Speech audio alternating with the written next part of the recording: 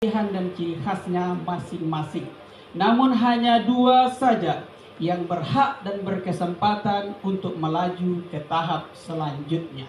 Setelah para dewan juri berdiskusi, kemudian melakukan penilaian dengan penuh pertimbangan sampai akhirnya memutuskan, maka 2 nama saja yang berhak untuk melaju ke tahap selanjutnya. Langsung saja, posisi pertama berhasil diamankan oleh adik kita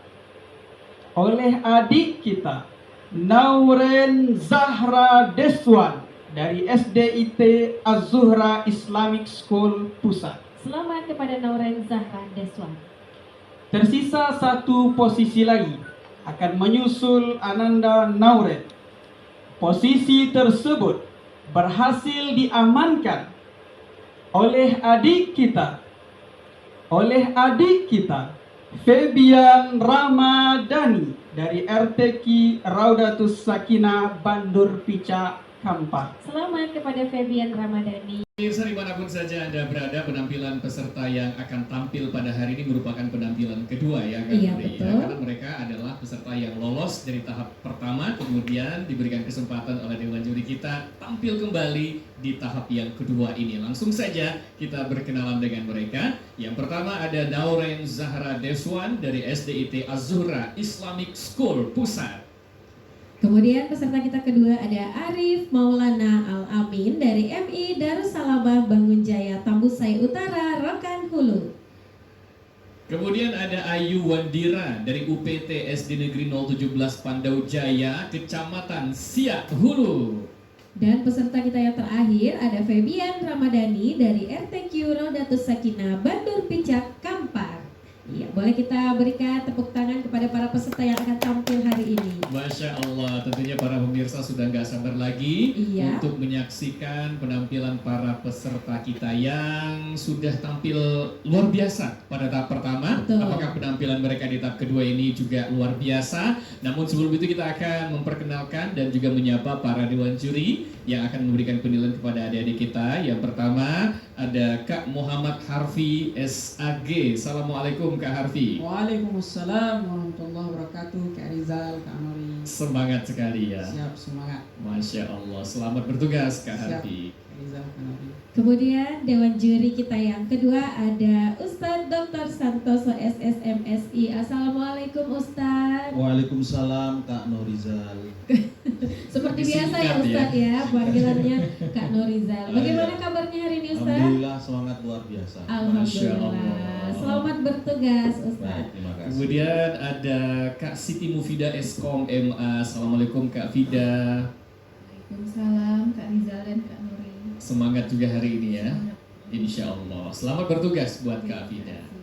Baik pemirsa dimanapun saja Anda berada, ayah dan bunda serta adik-adik yang setia dalam menyaksikan program Akademi Dai Cilik, kita akan saksikan penampilan para peserta kita dimulai dari peserta yang pertama. Dan untuk itu pada adik-adik peserta kedua, ketiga, dan keempat, boleh kita kembali ke belakang lagi, silahkan. Kecuali peserta pertama ya.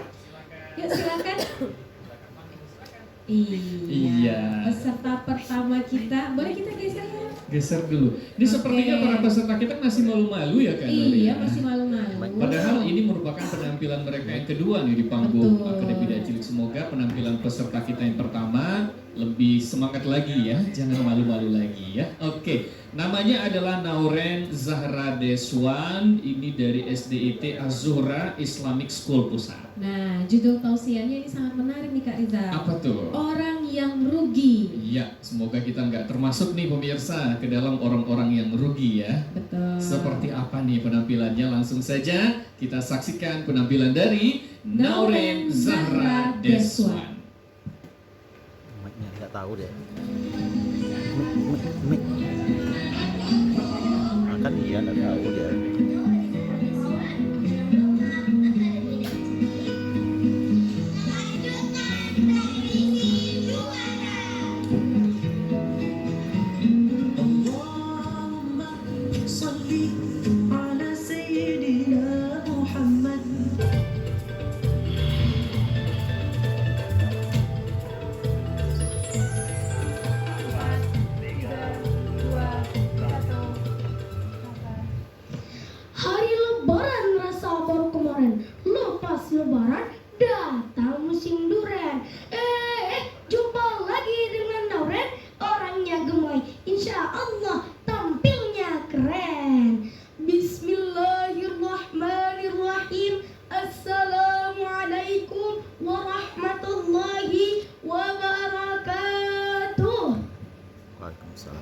Alhamdulillah, alhamdulillahi rabbil alamin. Azka salati wassalami li rasulillah, amma ba'du. Yang sama-sama kita hormati Dewan Juri yang arif lagi bijaksana, ayah bunda serta sahabat Dai TVRI dimanapun Anda berada. I love you forever. Pada kesempatan kali ini, izinkan Nauran Belajar menyampaikan sebuah tausiah yang berjudul Orang yang Rugi.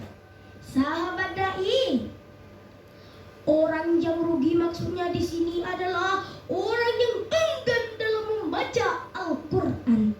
Al-Quran adalah mukjizat terbesar Nabi Muhammad SAW yang isinya diantara lain hudal linnas, sebagai petunjuk bagi umat manusia, the way of life.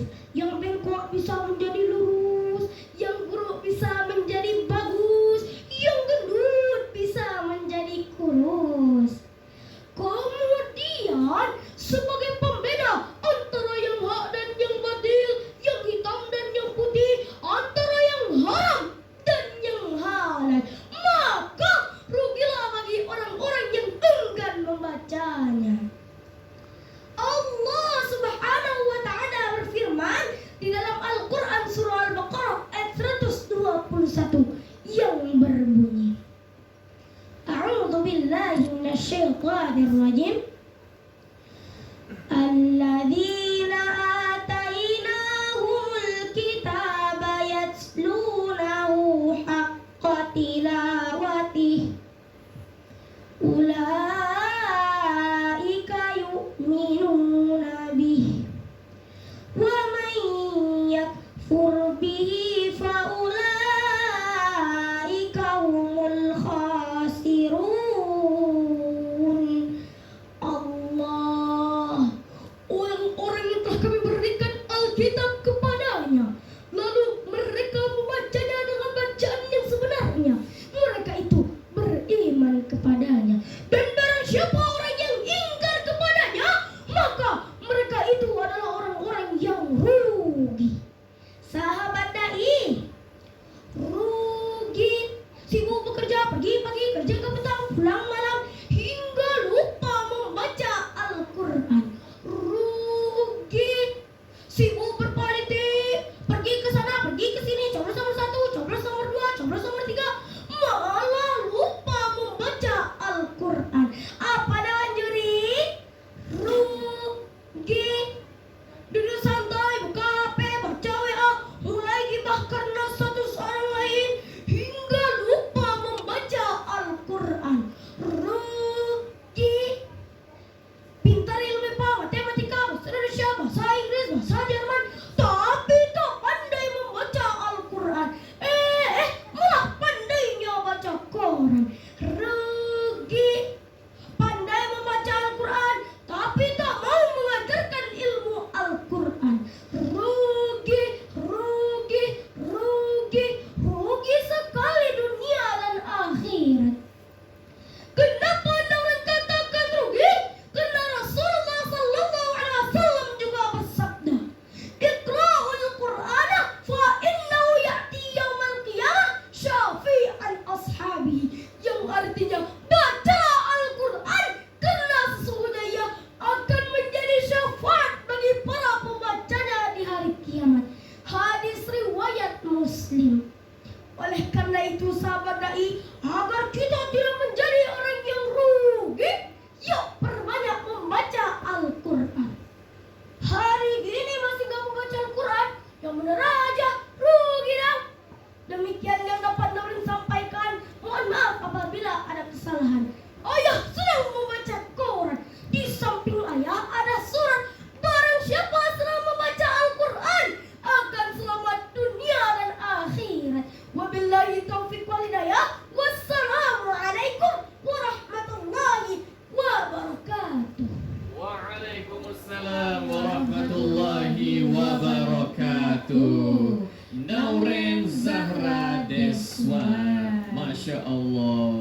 penampilannya keren banget ya. Iya. Peserta pertama tapi semangatnya wah keren Luar sekali. biasa. Nauren, Kak Rizal mau nanya dulu, ini latihannya mulai dari konsepnya diterima sama Nauren, kemudian menghafal dan latihan sampai seperti ini itu berapa lama? Kurang lebih 1 bulan. Satu bulan. Masya Allah. Jadi nggak sia-sia nih persiapan yang matang, kemudian dilatih dengan maksimal, tampilannya seperti tadi, Masya Allah. Masya Allah. Dan juga penampilan itu sangat tegas ya Kak Rizal ya. Iya. Kak Nuria sih dengar di belakang tadi, wah mantap kali nih kayak ini kalau nonton di TV Mantap gitu. kali ya Mantap kan? kali. Mantap kali pokoknya. Tapi kita nggak tahu nih apa komentar dari Dewan Juri. Apakah mantap kali juga? Betul. Untuk itu langsung saja kita dengarkan komentar dari Dewan Juri. Untuk yang pertama Kak Fida, silakan.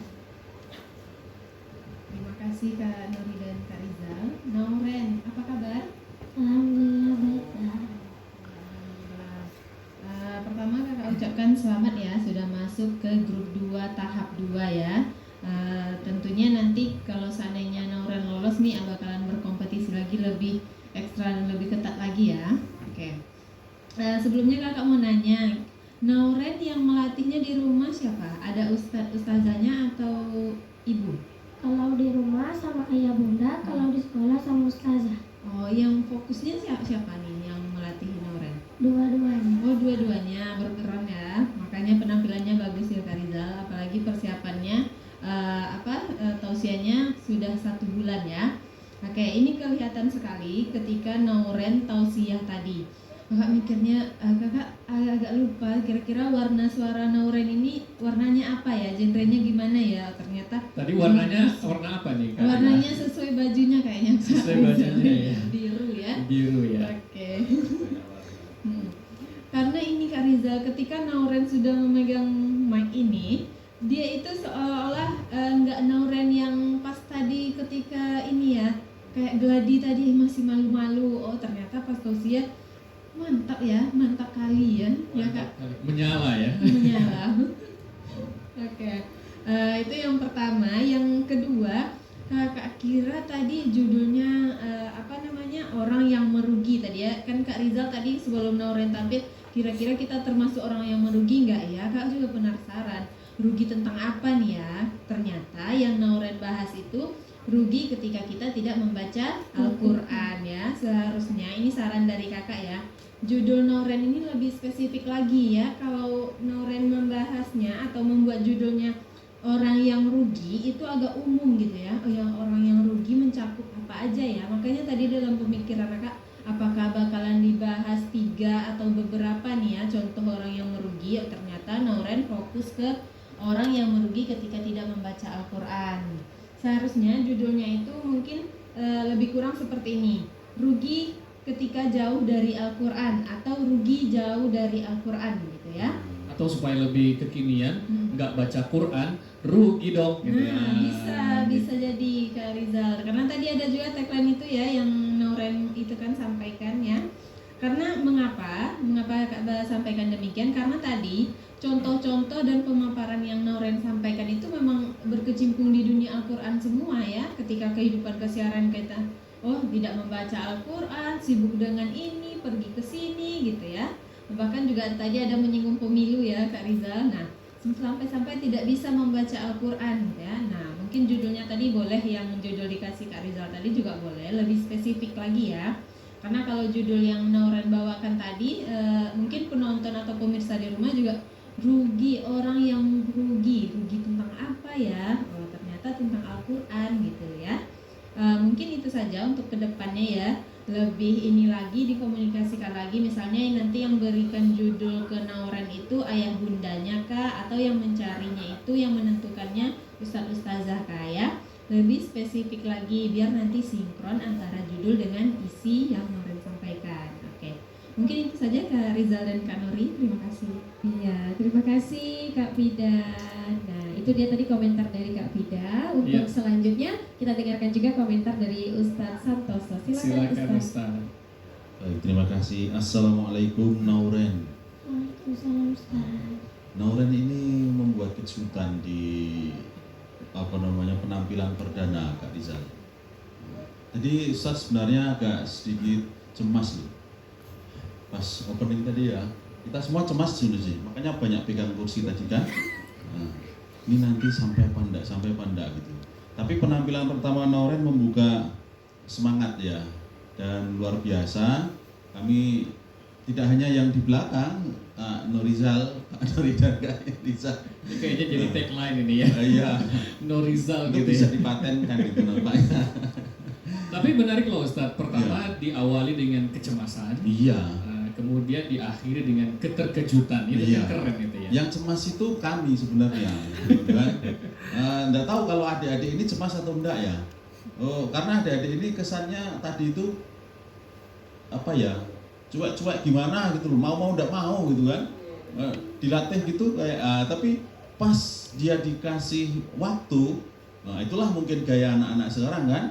Anak-anak sekarang, anak-anak Gen Z ini kan, kalau dikasih kesempatan itu dia melejit gitu ya. Tapi pas diajak komunikasi itu kadang cuek-cuek gitu ya. Kadang kita dicuekin gitu. Tapi ya inilah gaya mereka.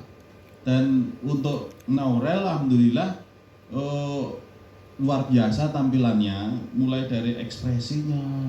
Tadi Ustadz sampai ikut-ikut goyang-goyang loh pas dia ceramah gitu kan ekspresinya banget ya, nampak banget ya. Wajahnya, bibirnya, matanya itu kadang takut Ustaz, kayak dipelototin ya. Tapi bagus ekspresinya, kemudian cara dia berkomunikasi juga bagus. Cara dia komunikasi dari panggung itu juga bagus. Artinya peserta atau audiens itu terbawa ke alur dari tema yang disampaikan oleh Nauren.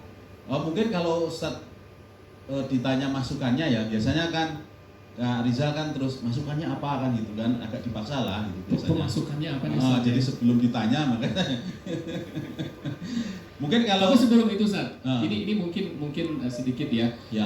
Apakah karena Noren ini memahami isi ceramahnya atau isi tausiahnya sehingga dia menyampaikan dengan total gitu. Dia memahami isinya dan beda sekali kan kalau anak-anak hanya menghafal saja. Betul. Atau anak-anak yang memahami isinya itu beda banget penyampaian. Kalau menurut Ustaz, penampilan Noren ini apakah mencerminkan peserta yang memahami isinya gitu? Iya, itu poin yang terpenting sebenarnya. Jadi ketika kita mau ngomong sesuatu, itu kata-kata itu menjadi punya energi ketika kita sebenarnya memahami apa yang kita katakan gitu. Tapi nanti ketika orang-orang tak paham dengan apa yang dikatakan, walaupun kalimatnya itu bagus gitu ya, tapi rasanya pasti tak sampai karena dia tidak paham dengan apa yang dia katakan.